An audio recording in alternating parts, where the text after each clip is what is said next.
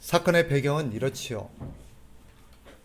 하나님께서 사무엘을 통해서 사울에게 명령을 내리셨습니다. 가서 아말렉을 진멸하라 라는 것입니다. 명을 받고 사울이 떠났습니다. 그런데 사울이 아각 왕과 살찐 소와 여러 짐승들, 가축들을 남겨가지고 데리고 온 것입니다. 하나님이 진노하셨고 사무엘을 보내셨습니다. 그리고 사울을 꾸짖습니다. 오늘 본문을 보면서 주목해 볼 것은 사울의 태도입니다. 사울의 변명이라고도 볼 수 있죠. 그가 이 꾸짖음을 듣고 뭐라고 변명하는지를 우리가 좀 주목해 볼 필요가 있어요. 그가 이렇게 변명하죠. 15절에 보면 우리가 주목해 볼 표현이 있는데 15절에 뭐라고 표현하냐면 중간쯤에 보면 이렇게 말해요. 백성이 15절 중간에 백성이 당신의 하나님 여호와께 제사하려 하여 라고 말합니다. 백성이 당신의 하나님 여호와께 제사하려 하여. 또 같은 표현이 또 나오는데 21절로 한번 가보세요. 21절에도 똑같은 표현이 납니다. 중간에 보면 뭐라고 말합니까? 21절에 백성이라는 표현이 앞에 나오죠. 그 다음에 중간에 보면 당신의 하나님 여호와께 제사하려고 라고 표현을 해요. 여기 보면 주목해 볼 세 단어가 나오죠. 첫 번째는 백성이라는 단어입니다. 백성이. 두 번째는 당신의 하나님. 당신의 하나님. 세 번째는 여호와께 제사하려고. 여호와께 제사하려고. 이 세 마디 안에는 사울이 이 변명하는 그 의미가 그 안에 담겨 있어요. 백성이 무슨 말이에요? 나는 그럴 마음이 없었는데 백성들이 그러자고 해서 마지못해서 그랬다라는 거예요. 나는 그럴 마음이 없었는데 백성들이 하도 그렇게 하자 그래서 그랬다라는 거예요. 두 번째, 당신의 하나님이라고 표현해요. 당신의 하나님.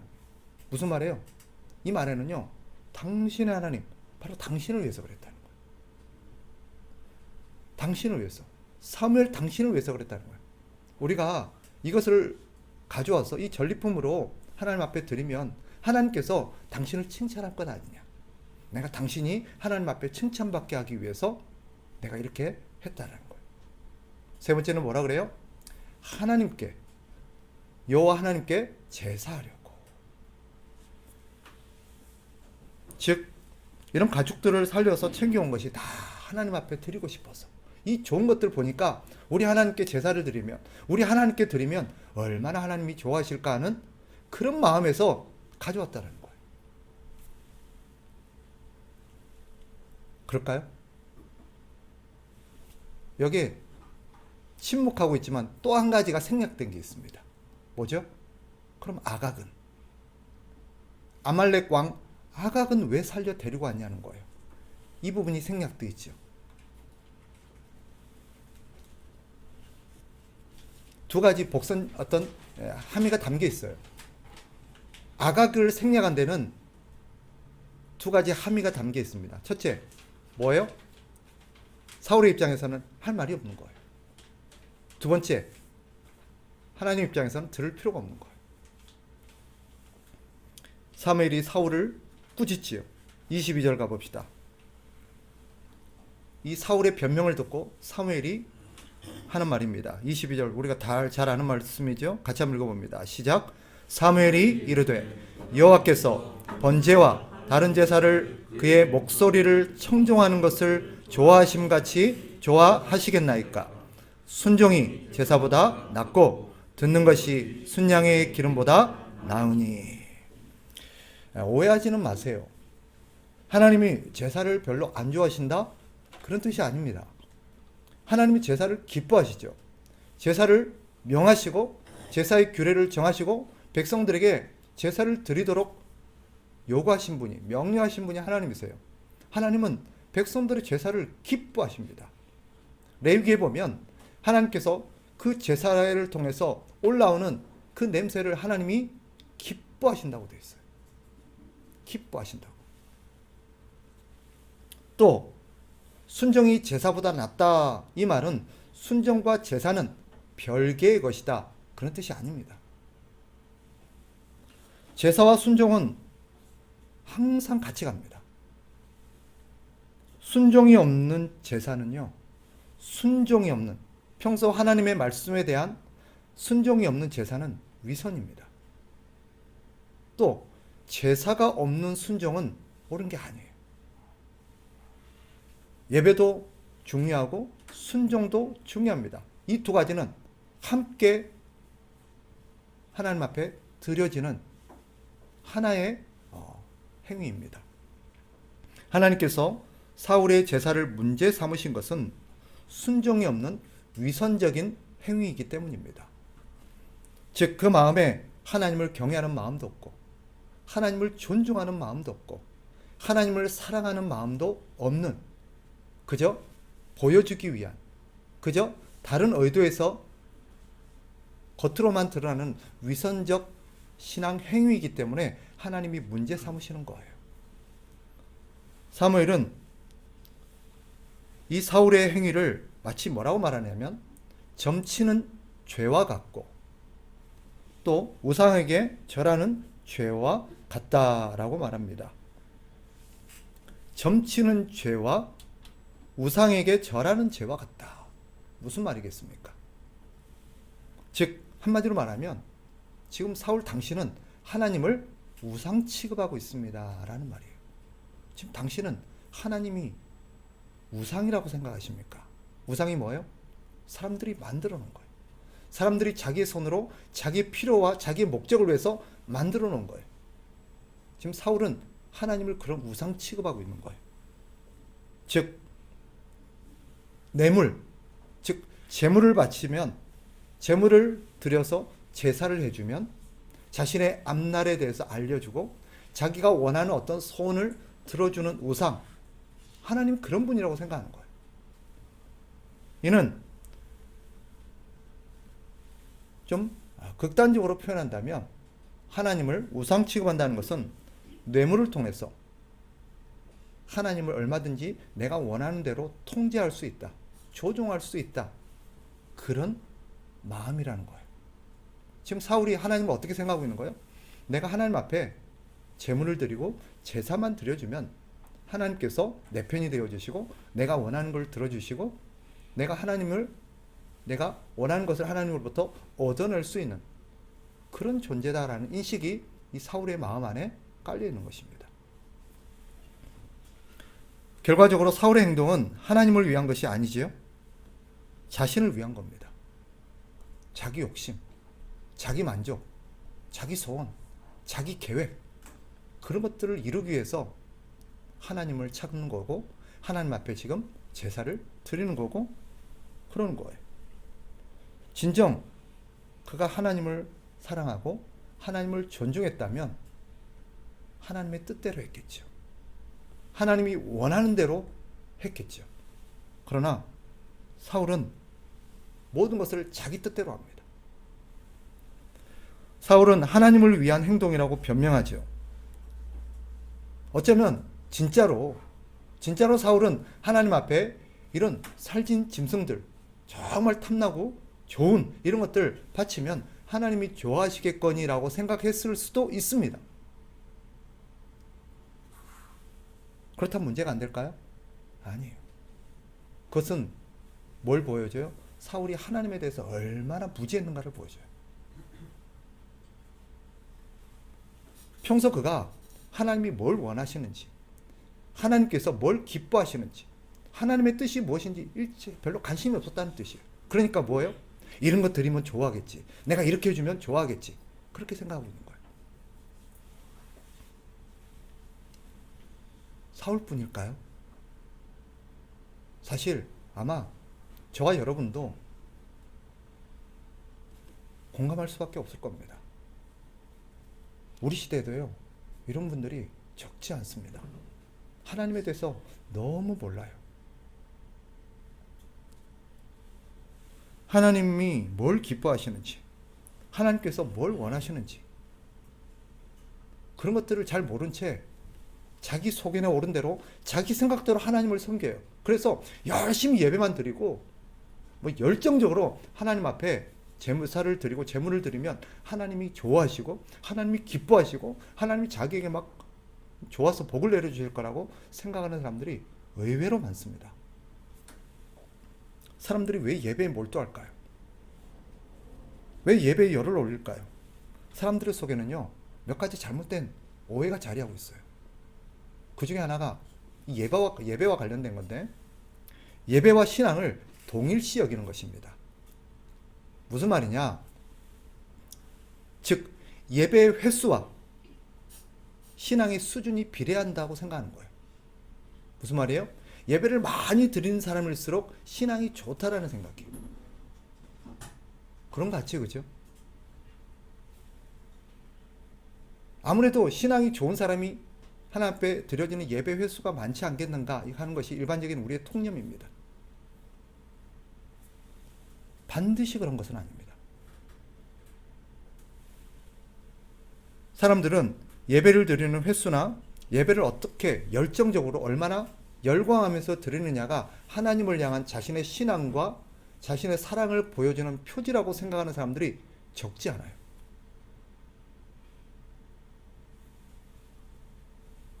또한 많은 예배 횟수를 많이 드리면 또 그 예배를 정말 우리가 많이 막 준비를 해서 열정적이고 아주 버라이어티하고 굉장히 많이 갖춰서 하나님 앞에 그렇게 드리면 하나님이 기뻐하실 거라는 생각이 있어요. 거기에다가 우리의 열정과 예물이 함께 첨가가 되면 하나님께서 정말 감격하실 거다라는 그런 마음들이 우리 가운데 있습니다. 또 한편으로는 예배의 횟수와 예물이, 이 예물의 양, 이런 것들이 하나님의 복을 이끌어내고 응답을 이끌어내는데 아주 효과적일 거라고 생각을 해요. 한 번 예배 드리는 것보다 예배를 한 10번 드리면 더 하나님으로부터 응답을 잘 받고 하나님으로부터 복을 더 많이 받을 거라. 그래서 뭐라고 그러죠? 예배를 더 많이 드리라. 기도를 더 많이 하라 그래. 헌금을 더 많이 하라 그래. 그래야 하나님이 응답하신다. 그래야 하나님이 기뻐하신다. 이런 마음이 우리 가운데 은연중에 내재되어 있어요. 열렬한 예배, 열렬한 기도, 많은 양의 재물이 하나님을 탐복시켜서 하나님의 복을 끌어내는 주요한 통로가 될 거라는 것.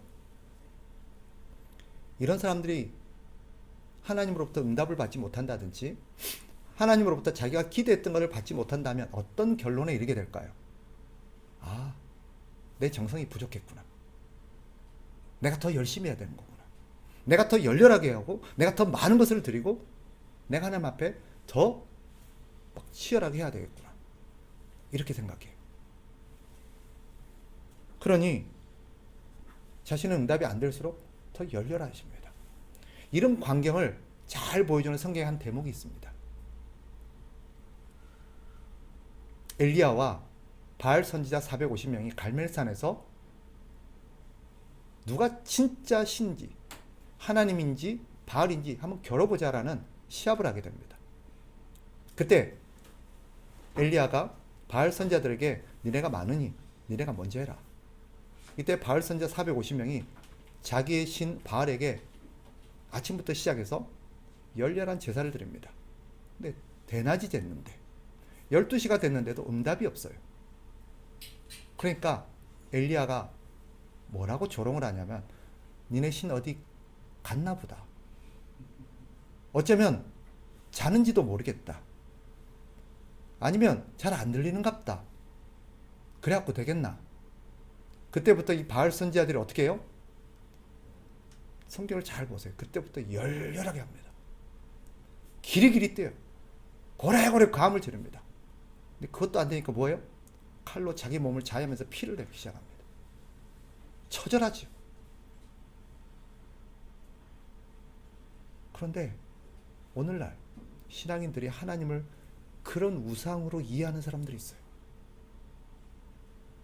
하나님이 안 들어주면 야, 뭔 일 나겠다. 그렇게 생각할 도록 고압적이고 어떤 분위기를 막 그렇게 몰아가는 그렇게 예배하는 사람들이 있습니다. 보면요, 치열해요. 하나님이 안 들어주고 못 뺏기겠구나. 실제로 그렇게 가르치는 사람도 봤습니다.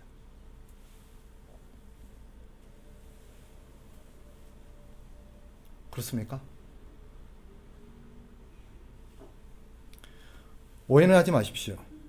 문제의 핵심은요, 예배의 방식이나 횟수가 아닙니다. 예배 횟수나 열정이 무슨 문제가 있겠습니까?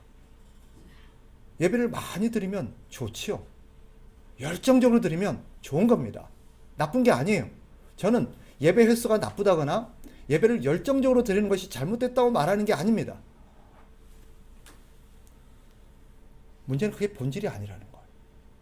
예배는 우리 신앙의 기본이죠. 당연히 예배를 드려야죠. 저는 할 수만 있으면 우리 성도들이 예배를 많이 드렸으면 좋겠어요. 주일 예배도 나오고 수예배도 나오고 또 그 외에도 여러 가지 모임에 좀 나와서 하나님 앞에 더 많이 시간을 드리고 더 많이 여러분들이 예배를 드렸으면 좋겠어요. 예배를 자주 드리는 것은요, 유익합니다. 분명히 유익한 점이 있어요. 그건 부인할 수가 없어요.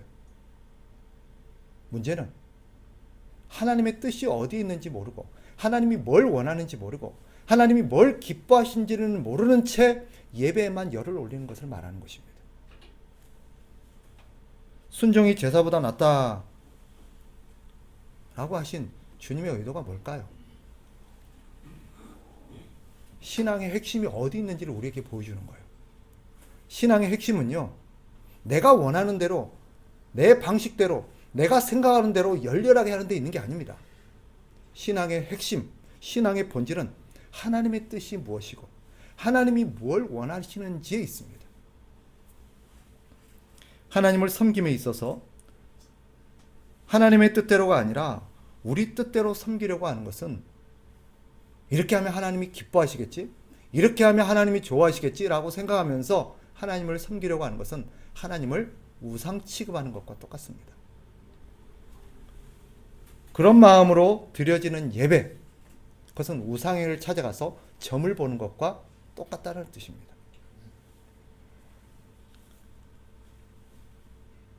먼저 기억해야 될 게 있어요. 신자가 하나님께 예배를 왜 드립니까?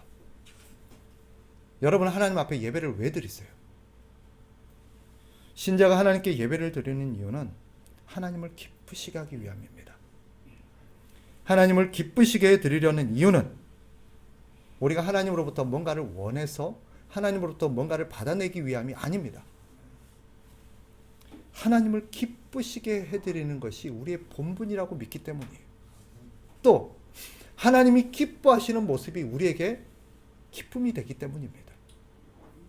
하나님이 기뻐하시는 모습 속에서 우리의 기쁨을 찾고 하나님이 기뻐하시는 그 모습 속에서 우리의 행복을 찾기 때문이에요. 그게 신앙인입니다. 순종도 마찬가지예요. 하나님을 기쁘시게 하기 위함입니다. 그런데 사울은 어때요? 예배를 드리는 것도 하나님의 말씀에 순종하려는 것도 다 자신을 위해서입니다. 그렇게 하면 내 왕위가 좀 든든해지겠지. 그렇게 하면 하나님이 내가 왕위를 좀 더 잘, 또 더 넓게, 더 많이, 더 튼튼하게 유지하는데 하나님이 힘을 실어주겠지. 또 내가 하나님 앞에 뭘 부탁하면 하나님이 들어주시겠지 하는 기대 때문에 그렇게 하는 거예요. 사울에게 있어서 하나님께 예배는 표현이 좀 그렇습니다만 비즈니스예요. 그러니 예배를 드려도 자기 생각대로 해요. 순종을 해도 자기 생각대로 합니다. 예배는 좋은 것입니다. 하나님을 기쁘게 드릴 수 있는 거예요. 분명한 사실은 하나님이 예배를 기뻐하십니다. 이건 부인할 수 없는 사실이에요. 그러나 하나님의 뜻을 무시한 채 드려지는 예배는 하나님을 조롱하는 것입니다. 마치 뭐와 같냐면 평소에 아내를 사랑하지도 않고 아내를 존중하지도 않고 아내 몰래 바람을 피우고 나쁜 짓 하던 남편이 아내 생일이라고 이벤트를 꾸미고 멋진 선물을 준비해서 아내에게 주는 것과 똑같아요. 그럼 아내가 기뻐할까요? 아내가 만족하겠습니까? 그러면 그동안에 이 남편의 행실은 아무 문제가 없어지는 겁니까? 틀림없이 그런 선물을 받아든 아내는 남편을 향해서 이렇게 말할 거예요. 내가 원하는 건 이게 아니에요. 내가 당신에게 진짜 원하는 것은 이런 호화스러운 파티도 이런 값비싼 선물도 아니에요. 당신이 나만을 사랑하고 나를 존중해주고 나를 귀하게 여겨주는 거예요.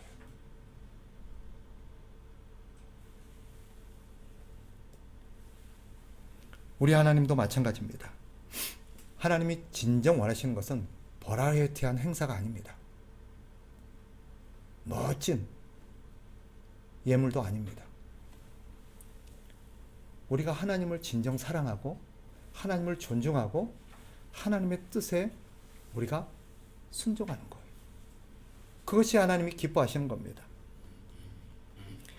그렇게 하나님을 사랑한다면, 그렇게 하나님을 존중하는 사람이라면, 그렇게 하나님을 기쁘시게 해드리고 싶은 사람이라면 어찌 하나님 앞에 예배를 드리지 않을 수 있겠습니까? 어찌 하나님을 자주 찾아서 하나님 앞에 자주 예배를 드리지 않을 수 있겠습니까? 어찌 그 예배가 냉랭해질 수 있으며 어찌 그 예배가 열렬해지지 않을 수 있겠습니까?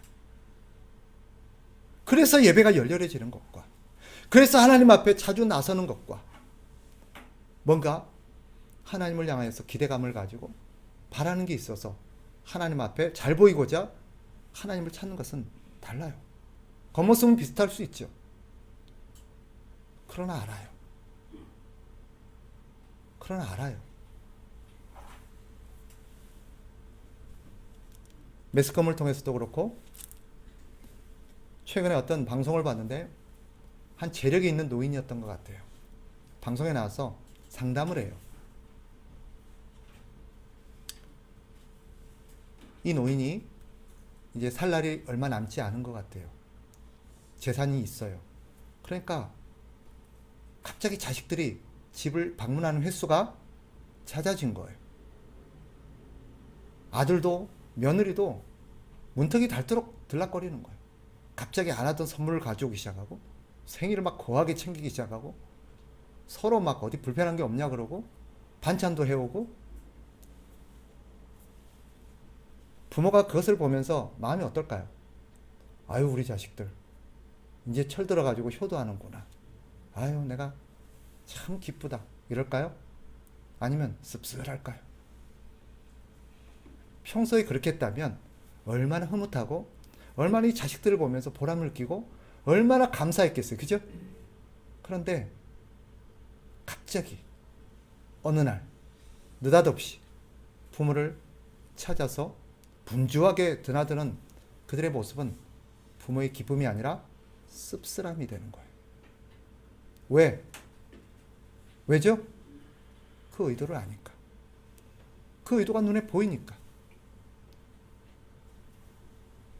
그렇듯 하나님을 찾는 사람들이 있더라는 거예요. 교회 문지방이 닳도록 하늘이 무너지라고 하나님을 향해서 부르짖는 사람들이 있더라는 거예요.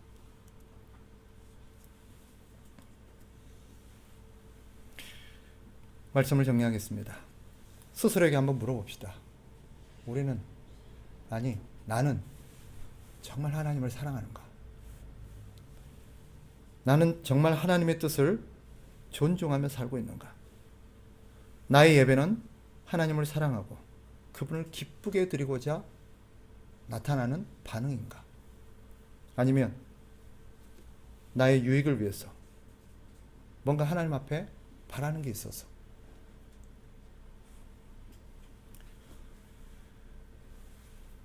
하나님이 말씀하시죠.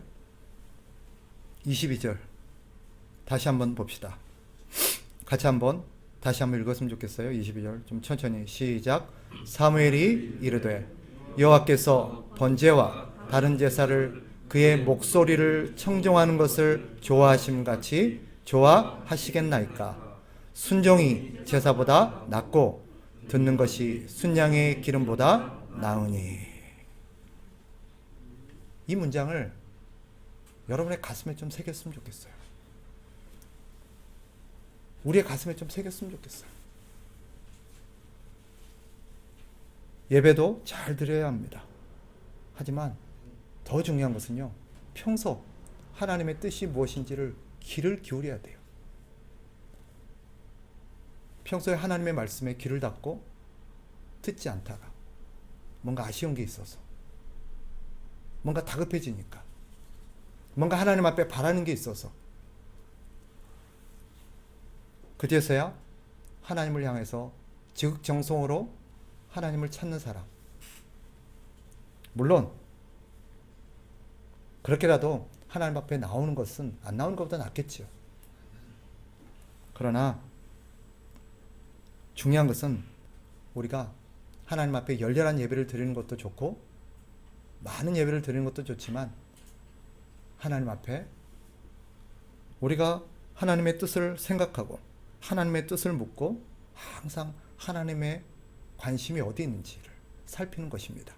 그래서 말씀을 가까이 하고 말씀을 통해서 우리 하나님이 정말 원하시는 게 뭔지, 하나님이 뭘 기뻐하시는지, 내가 어떻게 할 때 하나님이 가장 기뻐하시는지를 아는 것이 우리의 마땅한 도리인 줄 압니다. 그래서 2022년도 우리의 예배는 말씀과 함께 갔으면 좋겠어요. 우리의 예배는 하나님을 향한 우리의 순종과 함께 갔으면 좋겠습니다.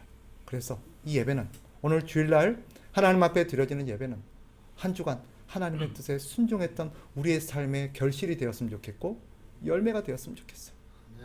그래서 이 예배 자리가 우리 하나님 보시기에 이 예배 자리에 우리의 모습만 보이는 게 아니라 일주일간의 그의 행적이 함께 우리 주님의 눈에 밟혀서 우리 예배가 그토록 하나님 앞에 사무치는 기쁨이 되고, 또 우리 하나님 앞에 어떤 우리의 모습들이 그렇게 사랑스럽고 귀하게 느껴지는 그런 예배가 되었으면 좋겠어요. 우리 주님은 우리의 예배 현장에서 예배만 보시는 게 아니라 그간의 우리 행적을 함께 보신다는 것을 꼭 기억하셔야 돼요. 오늘 주일의 예배는요, 일주일간 우리의 삶의 결과물입니다. 그래서 똑같은 예배 자리에서 똑같이 하나님 앞에 예배를 드리지만, 누군가의 예배는 하나님 앞에 그토록 기쁨과 향기로움이 될 수 있지만 누군가의 예배는 그토록 하나님 앞에 역겨움이 될 수도 있는 거예요. 우리 예배가 향기로운 예배가 되어서 하나님이 맡으실 때, 하나님이 받으실 때 참 기쁘고 우리 하나님께서 참 만족하시는 그런 예배가 2022년도 우리의 삶에 있기를 주의 이름으로 축복합니다.